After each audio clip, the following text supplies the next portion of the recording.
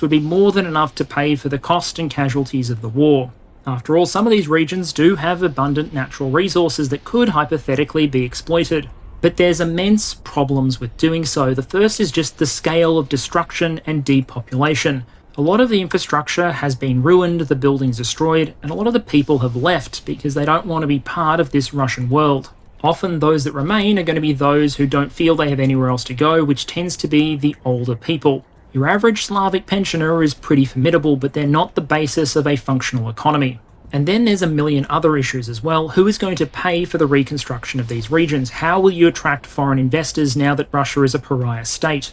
If you do extract energy resources like gas, for example, who are you going to sell it to? Certainly not the European Union. And how are you going to safely develop these resources when you have to assume there's going to be some sort of war of resistance or hybrid campaign from whatever Ukrainian state remains? Do you really want to build a gas refinery in occupied territory when every third Ukrainian knows how to drop a grenade from a drone? The reality is that no amount of conquered territory is going to compensate for the deep wounds that have been inflicted on the Russian economy. Russia's access to Western investment, Western technology, and Western human capital has likely been significantly reduced. Given the fact that so many investors in Russia lost their shirts after the invasion, I doubt they're going to be rushing to send capital back in. Then there's the loss of energy infrastructure and a valuable client. A lot of that pipeline infrastructure that cost billions of dollars and decades to build that was designed to transport energy to the European Union, that's basically now useless. And even if new infrastructure can be built to transport Russia's energy resources to, for example, China, if China is the only buyer, if there's no ability to encourage competition between Asia and Europe, well then China and Asian buyers are going to be in a position to dictate the price. Add to that massive losses in human capital from people fleeing the country, leaving because of mobilization or being killed or wounded by the war in Ukraine, and you have a relatively dark picture for the Russian economy. It's easy to focus on relatively small contraction numbers for the Russian economy. 2 or 3%, for example, doesn't sound like that much. But considering the Russian economy was expected to grow strongly every year for the next several years, it's actually a significant loss. And the GDP figure doesn't adequately capture the loss of wealth and also the destruction of the stability of the Russian budget. The Russian budget has swung from surplus to deep deficit. And unless oil prices dramatically increase and stay elevated, it's hard to see how that will change. Especially if this war has to carry on for some time, and afterwards the Russian military has to be rebuilt. And rebuilt it'll have to be if Russia intends to use it as a vehicle for coercive power in foreign engagements, because the Ukrainians have done a pretty good job of wrecking a significant portion of it. A lot of Russia's best equipment and most modern tanks and armoured vehicles are already visually confirmed losses in Ukraine. But in some ways that's actually the less significant loss. Russia's endurance in this war so far has only been enabled by the tremendous amount of spare armour, artillery and ammunition that it had stockpiled before this conflict broke out. That was part of Russia's Soviet inheritance. Many of those stored vehicles dated back well into the era of the Soviet Union. The modern Russian economy couldn't produce thousands upon thousands of BMPs, and so that equipment, that staying power, has had to come from storage. As a trick, that only works once. Once the bunkers are empty and the storage fields are depleted, that's it. The ability of the Russian military to regenerate will be limited by the speed at which Russian military industry can produce new equipment, and the degree to which the budget can afford to fund it. And given the disparity between the size of the Russian and European economies, that doesn't bode well for the overall security balance. And in terms of soft power and Russia's international opinion and influence, well, you can probably guess what the numbers say. Russia has historically put a lot of effort into influence operations, trying to win over members of the public, influence elections, or members of political parties. That's important because it's one of the mechanisms by which it breaks up opposing geopolitical blocs. And if you look at the statistics, you could argue that as recently as 2020, it was working. In some European countries, significant portions of the population had a positive view of the Russian Federation. 48% of Greeks, for example, 30% of the Germans, or 31% of the Spaniards. But after the invasion, that was all gone. Russia had tried to sell itself as a counterbalance to American influence. But now it just looked like a military aggressor, and its approval ratings fell with it. The approval rating in Poland dropped to 2%, support in Greece fell from 48% to 14%, and support in countries like Germany roughly halved. This doesn't mean 100% of the populations of these countries necessarily support sending an unlimited amount of weapons to Ukraine, but it does mean their support of and their favourable view towards Russia has almost completely evaporated.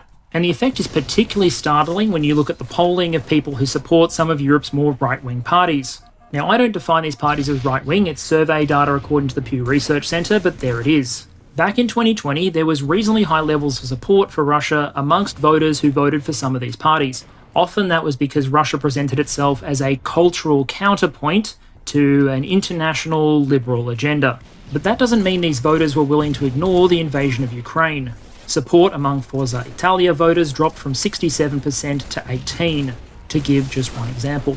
This doesn't necessarily mean that all of these parties have fully changed their views towards Russia, but it does mean their voters have. And that certainly doesn't help Russia's campaign to build influence in Europe and break apart opposing alliances. So in essence, Russia has wrecked their economy, their military, and their influence around the world in order to prop up American influence, encourage Ukrainian nationalism, drive NATO expansion and rearmament, and comprehensively destroy the areas of Ukraine it set out to, quote, save. And all of that is in a hypothetical scenario where Russia wins. Because that was a best-case scenario. That was a scenario where Russia gets to keep Zaporizhzhia and Kherson and Donetsk and Luhansk, which is pretty impressive considering they don't currently fully control any of those regions. It's a world in which Ukraine never joins NATO, never joins the European Union. And while I don't claim to predict how this war will end, that seems incredibly unlikely. The reasons for that are myriad. You could argue it's because Russian military advances, when they currently happen, are usually measured in meters, not in dozens of kilometers. Yevgeny Prigozhin himself has come out and said it'll probably take Russia literal years just to take the Donbass, to say nothing of reclaiming Kherson or taking Zaporizhzhia.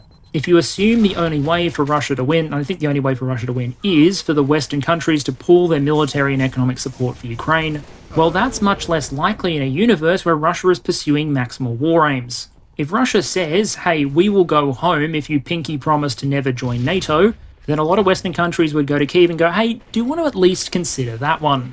But if Russia says we're going to annex swaths of Ukrainian territory, enforce neutrality, and then probably have another go at Ukraine in a number of years, well, in terms of both strategic terms and in terms of politics, that's going to be really unpalatable to a lot of Western leaders. It'll be much cheaper, politically and economically, to just keep up support, and similarly Ukrainian resistance too. So taken together, I'd suggest the chances of Russia quickly and efficiently achieving its maximal war goals are about the same odds as this video has of having a 100% like ratio. Hypothetically possible, but I would bet my life savings against it. And yet, the longer the war goes on in pursuit of those maximal objectives, the more destabilized and tired Russia will become. I've said before that Russia has the financial and military resources to carry on this conflict for some time, but those resources aren't infinite. And with every ruble spent and every bunker emptied of its stored ammunition or hardware, Russia will become that little bit weaker. That doesn't mean, of course, that the Russian Federation is likely to immediately collapse. I don't even think, for most Western strategists, that's even a goal. I think it's a terrifying concept to most of them. The potential of thousands of loose nukes and global economic disruption isn't particularly high on anyone's priority list. But just because it doesn't collapse doesn't mean its strategic influence, its position in the world, isn't diminished. A Russia that comes out of this war, even a Russia that wins this war according to its own definition, is more isolated, poorer, and weaker. It's a country more isolated than ever from its former primary market, the European Union, a market it will never get back, and one that is more dependent than ever on Beijing's support. Now, if you listen to the first part of this presentation, you might think that that sounds a little bit doom and gloom on Russia's future. After all, you might argue, Perun, Russia has always bounced back in the past, hasn't it? The Russian Empire survived an enormous number of reverses before it finally collapsed. And also the Soviet Union, it survived the German invasion, was able to rebuild itself into a global power. By comparison to the destruction of World War I or the Second World War, there's no comparison to the war that's currently being fought in Ukraine. So why shouldn't we expect Russia to just rebuild itself back up to great power status yet again? The answer is that there's only so many times you can come back from the dead, and the world has changed. In the past, Russia always rebounded from defeat on the back of certain advantages. Its demography, its resources, its landmass. In relative terms compared to other countries, those have all eroded. The Russian Empire and later the Soviet Union used to have a considerably larger population than the United States. Now Russia is in the midst of deep demographic decay. There aren't enough children being born to maintain the workforce, and many of Russia's most talented go overseas and find jobs elsewhere. In Western countries with low fertility rates, the answer is often mass migration, which brings in working-age people from other countries to fill out the demographic pyramid and keep the economy growing. That has been the US secret for decades. But there is no mass migration into the Russian Federation. Other countries are moving into industrial and economic areas that it used to dominate. Other countries produce oil and gas as well, and many of them do it considerably cheaper. And in terms of military power and influence, Russia's strength relative to both its European and also its Asian neighbours is continuing to decline. Europe, Japan, China, these are all countries that are launching major rearmament programs. And all Russia will have to counterbalance that is whatever is left over after the war in Ukraine finishes. Some form of Russian recovery is entirely possible, even likely, but a move that causes them to rejoin the United States or the People's Republic of China in great power status, well, that's about as likely as me being elected mayor of Moscow. The old regenerative capacity just isn't there anymore. Russia has coasted for decades on its inheritance from the Soviet Union. Putin bet the inheritance on the war in Ukraine and is about to lose it all. And yet, despite all of those strategic realities, I think it is more than likely that this war is going to go on for some time yet. On one hand, it will continue because the Russian political elite can't afford for it not to continue. Pulling out of Ukraine without achieving all of Russia's stated objectives, without taking those 4 regions, would be seen everywhere, especially within Russia, as a defeat. Military defeat is historically an extremely dangerous experience for governments in Russia and other countries like it. People look for someone to blame, they look for an answer as to why people were killed or wounded or the economy ruined, if in the end it didn't even change things. So anything short of complete military victory probably moves an awful lot of Russian influential people that much closer to an 18th-story window. But as long as the war is still going, well, you haven't lost. People can still be told that they have to rally around the flag for the sake of the war effort. Martial law can remain in place, controls over the media can remain in place, and any attempt to unseat those in power can be painted as someone undermining the war effort. Even if it's ultimately a doomed effort, keeping the war going may be essential to keeping people in power. And much more importantly, just because Russia has suffered a strategic defeat doesn't mean that Ukraine's fate has been decided. War isn't necessarily a win-lose game. It's possible to have both participants lose on net. And while it's pretty clear that Russia will come out of this in a worse strategic situation than it went in, Ukraine and its allies are still very much fighting for its future. At one extreme, for example, there exists a scenario where Ukraine regains all of its sovereign territory. It secures a recognition of its territorial integrity and its sovereignty. It's free to apply to join NATO and put itself on the path to European Union membership. It receives reconstruction funding and modernisation assistance from the West, and it builds itself into a part of the European security and economic infrastructure. Even in that scenario, Ukraine will be deeply wounded. It will have lost people, a lot of people. Its infrastructure will have suffered extreme damage. There will be a trauma that sits with its population potentially for a generation.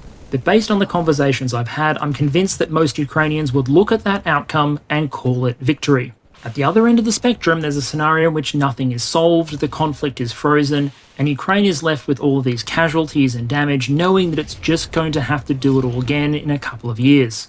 That scenario may not be considered a victory for Russia, but I'd hardly call it a win for Ukraine either. I think it's almost certain that leaders in the West and in Kyiv know exactly that. They know that how this war ends matters. And while the media tends to focus on who's gained how many meters in the Donbass day to day or week to week, I have to hope that political leaders know better, that the strategic implications of this conflict stretch well beyond military control of meters of territory in the east of Ukraine. And it's also why I would probably bet that Ukraine's soldiers will continue to fight on, despite casualties, despite hard conditions, despite the might of the Russian army that opposes them. Because while Russia has already, almost from the moment it stepped into Ukraine, suffered a strategic defeat, the fighting to come will determine whether Ukraine does as well, or finds at the end of the tunnel something that deserves to be called victory. In conclusion, Russia has a long history of being a great power and an empire. Whether it was during the Russian Empire or the Soviet Union, it was the same basic resources in many cases that helped build Russian influence in power. And it was often the same sort of mistakes that brought those empires down. And in Ukraine, they presented themselves once again. Corruption, overconfidence, overextension, and an inability to understand that the Finns, the Balts, the Poles, and the Ukrainians don't want to be Russians, they want to be Finns, Balts, Poles, and Ukrainians. However the fight in Ukraine now ends, Russia will have failed to achieve the majority of its strategic objectives. Whether judged by the Primakov Doctrine or the objectives that Putin himself set out, even military victory for Russia now would represent a strategic defeat. But while that's important context for analysing and understanding the war, it's equally important to understand that Ukraine's fate has not yet been decided. By most strategic measures, Russia may already have lost, but it will be up to the Ukrainians, the West, and the fortunes of war to determine whether or not Ukraine wins. Alright, channel update to close out. And I know this one was a pretty heavy one that'll probably attract a couple of comments. I thought long and hard about doing this video, but here's the reason I ultimately decided to go with it. In the coming days, I expect a very crowded information environment. Every network out there is probably going to be giving their summation of the fighting in Ukraine and their predictions for 2023. The problem with doing that is I expect there'll be a lot of significant developments over the course of the anniversary, March, and even April. So if I do give a summary of the fighting, I want to wait until those developments have shaken out. But even if that wasn't the case, I think it's important to take a moment and zoom out. It's easy to get lost in studying the fighting, the battle map, the casualties, or individual developments. But after a year of hard fighting, what I really wanted to do was zoom out and look at this war on the strategic scale. And I wanted to make the argument that even if Russia still maintains significant military capacity, even if it can still launch offensive campaigns, it doesn't take away from the fact that this war has been a disaster not just for the Ukrainian people, but also for the very country that chose to launch this war. To move away from Ukraine then, I want to extend my commiserations and best wishes to all of those who have recently been affected by earthquakes, and also to the rescuers and emergency services that are engaged in saving those they can. For my part, given what I expect of the information environment next week, I'm going to try and offer up something a little more lighthearted. A return to some Defense 101 concepts, and an exploration of how smaller countries, not just superpowers, can build a military capable of defending themselves. Thank you very much all for your support, and I will see you all again next week.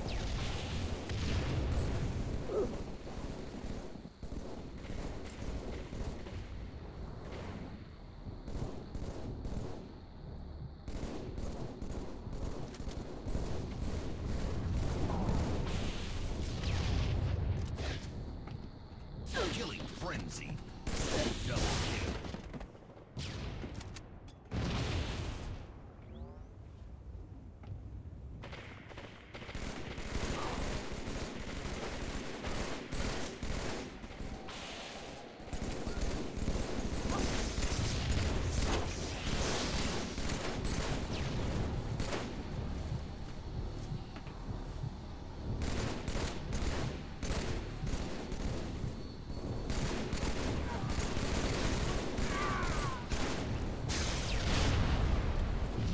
5 minutes remaining.